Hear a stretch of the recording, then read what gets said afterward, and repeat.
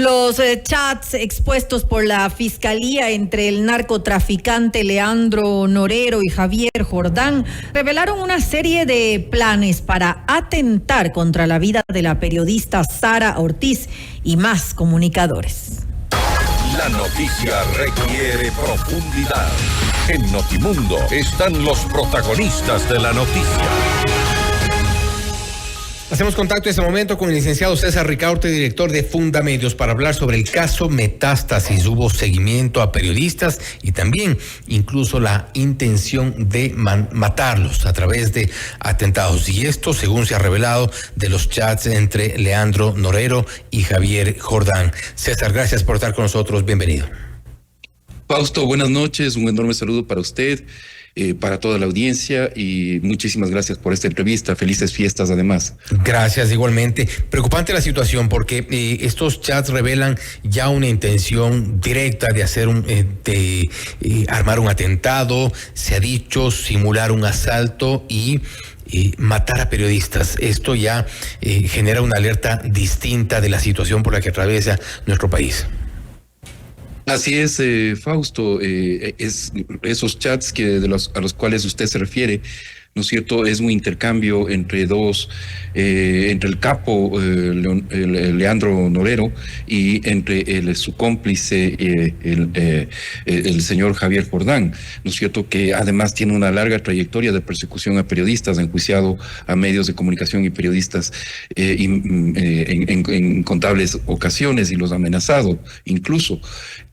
Y en estos chats, ¿no es cierto?, lo que más realmente causa preocupación es lo poco que se valora la vida de un periodista, ¿no? Es decir, es como estar en un juego, ¿no? Y se habla de la vida de una periodista, de Sara Ortiz, se habla de la vida de un directivo del diario Expreso, Gabriel Martínez, y se habla también de periodistas posiblemente sin nombre, ¿no es cierto?, de Amazonas y de Coavisa. Pero además hay una cosa, Fausto, que definitivamente es escalofriante. En otro bloque de chats, ¿no es cierto?, se habla justamente de que del asesinato del periodista manabita Gerardo Delgado, ¿no es cierto?, de que se lo ha enviado, de que se lo ha asesinado, y se lo ha asesinado por error, ¿no es cierto?, porque en realidad el ataque iba para otra persona, a otro periodista o a un camarógrafo en realidad, que tenía un video supuestamente que podría comprometer al capo Norero, ¿no? Entonces hay una serie de hechos, de episodios en estos primeros chats que se pueden conocer, ¿no es cierto?, y que definitivamente indican la gravedad de la situación de seguridad que vive el periodismo ecuatoriano. Ahora, esto obliga, por un lado, a replantearnos la situación de las condiciones en las cuales el periodismo hace su trabajo en nuestro país. Por un lado, obliga también a las autoridades a replantearse el tipo de protección que se está dando a los periodistas para su trabajo, y también, no sé, y esto es una pregunta, obliga a replantearse la forma quizá en la cual exponemos los trabajos. Yo creo que la primera parte de su pregunta, Fausto, es clave. El Estado no puede seguir mirando a otro lado, ¿no es cierto? No puede seguir sin pronunciarse, ¿no es cierto?, acerca de estos hechos. Y mire usted que se creó con la ley de comunicación el mecanismo de protección para periodistas. En agosto se le dio forma con el reglamento, ¿no es cierto? Se ha dado los primeros pasos para la constitución del mecanismo. De hecho, sociedad civil estamos presidiendo ese mecanismo, ¿no es cierto? Pero no hay forma, ¿no es cierto?, de que podamos conseguir que el gobierno se pronuncie sobre el financiamiento del mecanismo. Y sin recursos el mecanismo no va a funcionar. El mecanismo trató, por ejemplo, convocamos a reunión esta semana para tratar los 4 casos graves, los últimos del año, ¿no es cierto? Esperamos que sean los últimos del año, en que tenemos 2 periodistas en Esmeraldas, un periodista en Manabí, un periodista en el Guayas, ¿no es cierto?, que están seriamente amenazados, que su vida corre peligro, y las instituciones públicas actuaron con absoluta ineficiencia, inoperancia, y no concurrieron a la reunión del mecanismo. Y como digo, tampoco hay los recursos. Hemos pedido reuniones con la ministra de Gobierno y del Interior, con el secretario de Comunicación, etcétera, etcétera, y no hay ninguna intención, no hay. Es como que al gobierno le importa un comino la seguridad de los periodistas, y eso realmente es grave, como usted dice, a la luz, además de estos chats, ¿no? Es absolutamente grave. Ahora, la sociedad evidentemente tiene también una responsabilidad en proteger a los periodistas, a los medios de comunicación, y por supuesto hay que adoptar también medidas de autoprotección. Eso es absolutamente clave, importante. Hay que trabajar en esos protocolos, en esas formas de autoprotegerse en el momento en que un periodista sale a la calle a hacer un reportaje. Hay quizá un punto de equilibrio, César, en el momento en el que el periodismo, como este ejercicio de contrapoder, expone este tipo de casos de narcotráfico. Ahora mismo lo que ocurre con el caso Metástasis, todos estos chats, estas conversaciones que son realmente de mucha gravedad, cómo exponerlos, y por otro lado también no ceder tampoco a las pretensiones eventualmente de grupos delictivos que eventualmente pretenden ser cercanos al periodismo. Correcto, Fausto. Lo que nos revela este caso, y eso es importantísimo recordarlo, ¿no es cierto?, esta mega operación de fiscalía, es que existe, es una realidad, la narcopolítica es una realidad, ¿no es cierto?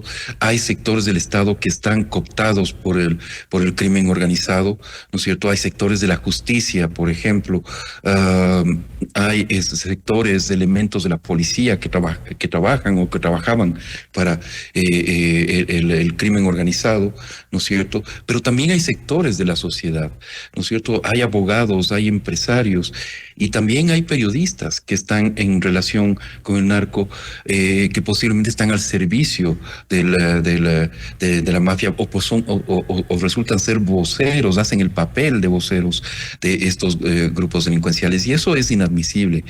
Eso cruza todas las líneas rojas de la ética periodística. Es evidente que los chats del intercambio que tiene el periodista Anderson Boscan, ¿no es cierto?, con el capo Leandro Norero, cruzan todos los límites éticos. Ya es complicado que con una fuente legítima, legal, ¿no es cierto?, un periodista tenga el nivel de familiaridad, de confianza, de cercanía, ¿no es cierto?, que se demuestra en esos chats entre Boscan y Norero, ¿no es cierto? Pero aquí estamos hablando además de un capo del crimen organizado, de alguien que al mismo tiempo estaba hablando de asesinar periodistas, ¿no es cierto? Entonces, eso es absolutamente inadmisible, y no hay cómo esto tratar de decir, bueno, es que no lo sabía, es que, bueno, o sea, no hay excusa posible, hay que asumir las responsabilidades. Tampoco es admisible. Y de hecho, Norero, perdón, César, se intente liderar una discusión ética cuando han cometido graves faltas éticas. Y de hecho, perdón, César, Norero estaba detenido y condenado por ese tipo de delitos, por narcotráfico, y todos sabíamos que lo que tenía a su haber, incluso asesinatos y este tipo de delitos que no son menores. Exactamente, o sea, no estábamos hablando de una fuente normal, de una fuente con la cual uno puede tratar, como dice Boscan en uno de los chats, o en dos incluso chats, irse a tomar un café, ¿no? No, estamos hablando de alguien que está en la cárcel, que y está en la cárcel porque tiene delitos gravísimos en su contra o a su haber, ¿no es cierto? Asesinatos, tráfico de sustancias.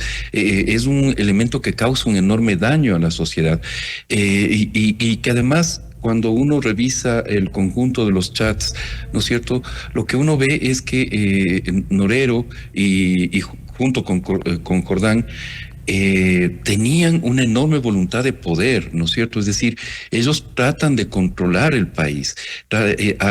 Cuando uno lo que es realmente demencial de todos estos chats es ver cómo manipulan las redes, ¿no es cierto?, para tratar de conseguir el mayor poder posible, ¿no es cierto?, para abrir convertirnos definitivamente en un narcoestado y en una narcosociedad, ¿no es cierto? O sea, no estamos hablando de cosas menores. Y ahí, en ese escenario, ¿no es cierto?, aparece un periodista con un grado de confianza, tratándose de ñaño, ¿no es cierto?, y hablando de intercambio de favores con este narco. Eso me parece que es clarísimo, que transgrede todas las líneas rojas de la ética periodística y, como digo, no se puede negar las responsabilidades, no se puede pensar que quienes han cometido estas faltas éticas van a liderar un proceso de transformación ética del periodismo ecuatoriano. César, eso creo que es inadmisible. César, Anderson Boscan ha dicho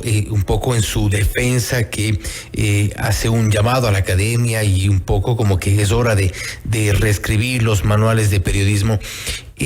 ¿Es este un planteamiento lógico, coherente en medio de la coyuntura y con todo esto que hemos visto con este cruce de comunicaciones o tiene que ser otra la postura, la actitud? Yo creo que es urgente la reflexión ética, revisar los manuales éticos que sí existen en el periodismo ecuatoriano, no es que no existan, ¿no es cierto? Pero lo primero que debería pasar, ¿no es cierto?, es constituir un tribunal ético y que juzgue estas faltas éticas. Si el señor Boscan, el señor Vivanco están dispuestos a someterse a un tribunal ético, ¿no es cierto?, en el cual se exponga estas faltas que han cometido, que sean además transparentes, ¿no?, que revelen los orígenes de su financiamiento, por ejemplo.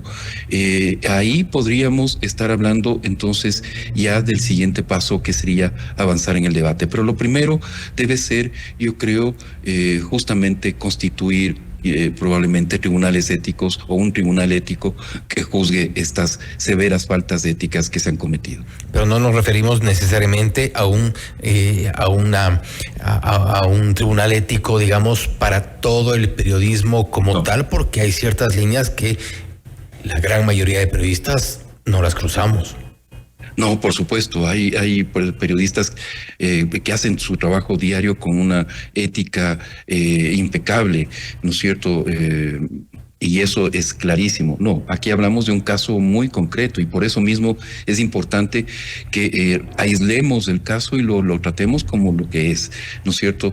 Y evidentemente pero creo que es importante hacer ese ejercicio, ¿no es cierto?, de que el periodismo ecuatoriano, acompañado por la academia, por la sociedad civil, por los medios de comunicación, gremios, qué sé yo, organismos internacionales, incluso, ¿no es cierto?, podemos dar ese paso, ¿no es cierto?, de tratar con madurez de las faltas éticas que puede haber cometido un medio de comunicación, un periodista, ¿no es cierto?, y hacerlos responsables de esas faltas éticas para que quede además impregnado en la sociedad de que no es el comportamiento normal. No hay que normalizar ese tipo de tratos con el narco, ¿no es cierto?, que los jóvenes estudiantes de periodismo, los jóvenes profesionales que se van integrando a la actividad profesional no crean que es normal ese tratamiento con una fuente y menos con una fuente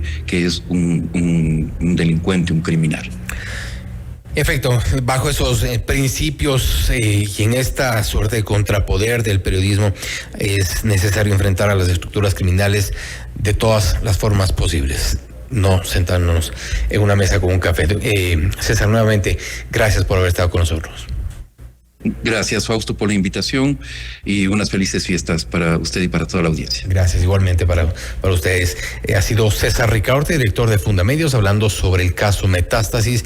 Involucrados intentaban perseguir a periodistas para callarlos. Una de las periodistas, Sara Ortiz, era blanco de estos ataques que se planificaban de acuerdo a los chats que han sido revelados entre Leandro Norero y Javier Jordán. Ricaurte también se ha referido a los principios, a la ética del periodismo, un tema que está ya en debate en cuanto a estas relaciones entre los periodistas y las fuentes.